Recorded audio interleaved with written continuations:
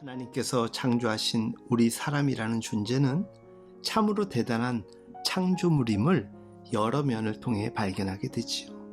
그런데 어느 순간에는 자신의 미래를 전혀 예측하지 못하는 그저 연약한 존재일 뿐입니다.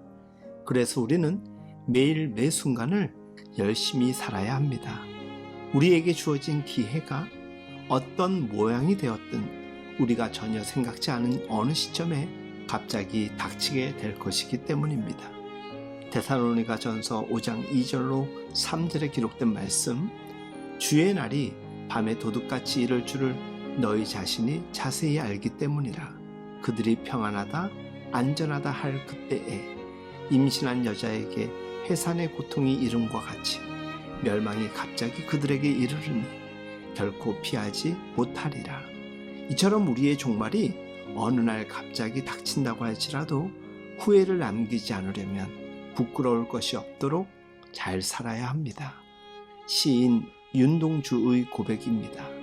죽는 날까지 하늘을 우러러 한 점 부끄러움 없기를 잎새에 이는 바람에도 나는 괴로워했다. 별을 노래하는 마음으로 모든 죽어가는 것을 사랑해야지.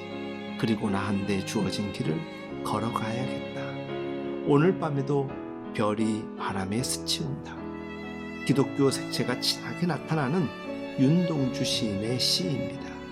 윤동주 시인은 29세의 젊은 나이에 죽었지만 유아 세례를 받았고 용정중앙교회에서 주일학교 교사를 했으며 독립운동으로 옥고를 치르는 순간까지도 주님을 깊이 사랑하며 살았던 사람이었습니다. 주 안에서 사랑하는 여러분, 죽는 날까지 하늘을 우러러 한 점 부끄러움 없기를 바라며 시인은 나한테 주어진 길을 묵묵히 걸어가야겠다라고 고백했습니다.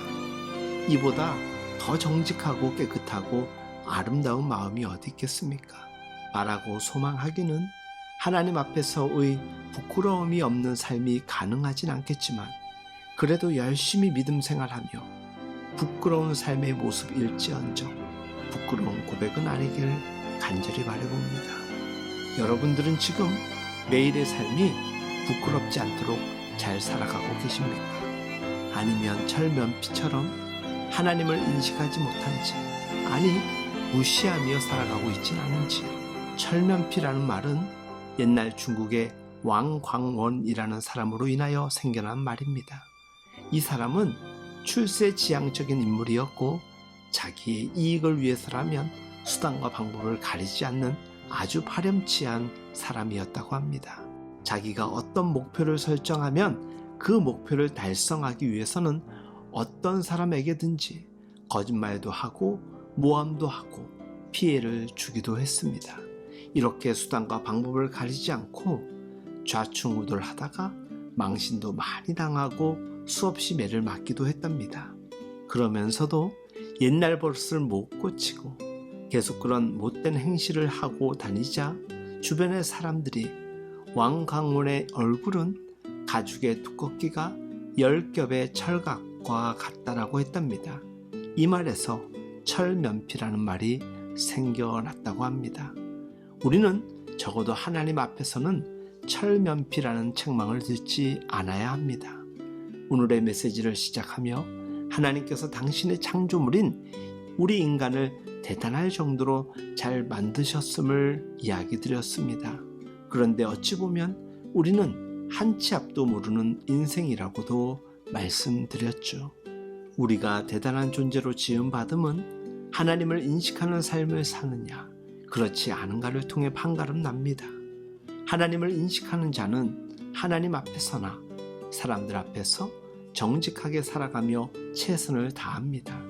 그 최선이 사람의 눈에는 정직이요 선함으로 드러나는 것이고 하나님의 눈에는 여전히 한없이 부족하지만 최고의 걸작품으로 인정받는 것이지요.